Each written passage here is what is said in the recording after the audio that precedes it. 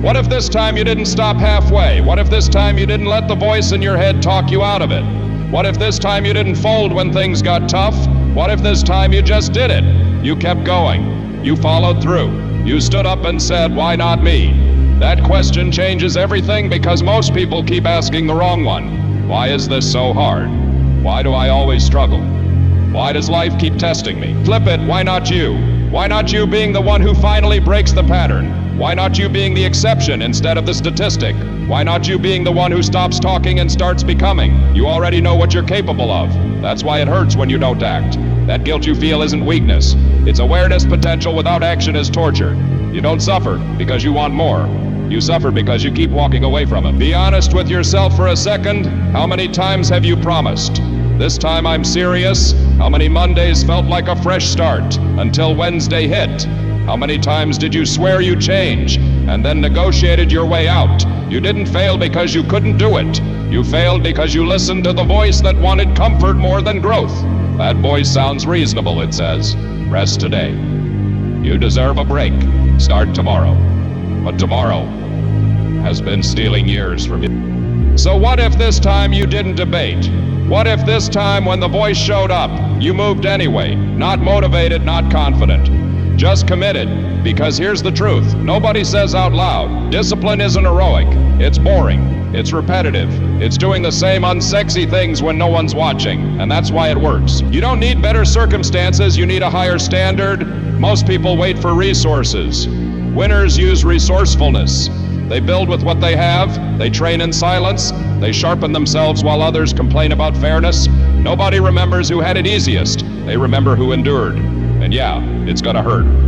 That soreness, that frustration, that resistance, that's not a sign you're failing. That's proof you're leaving your old identity behind. Growth feels like friction because it's literally reshaping you. You don't become dangerous by feeling ready. You become dangerous by acting before you are. Confidence doesn't come first. Action does. Every rep you don't feel like doing. Every hour you show up tired. Every moment you don't quit when quitting would be understandable. That's how belief is built, not affirmations, evidence. Right now, you're standing at a familiar moment. The moment where most people slow down. The moment where excuses sound logical. The moment where quitting wouldn't shock anyone. This is where paths split. One version of you goes back to comfort, back to distractions, back to almost. The other version goes forward. Shaky, tired, uncertain, but forward. That version doesn't need applause, it needs resolve. You don't have to be fearless, you just have to be stubborn. Stubborn enough to keep going when progress is invisible. Stubborn enough to keep promises you made in private. Stubborn enough to outlast your own doubt. Most people aren't beaten by life, they're beaten by inconsistency.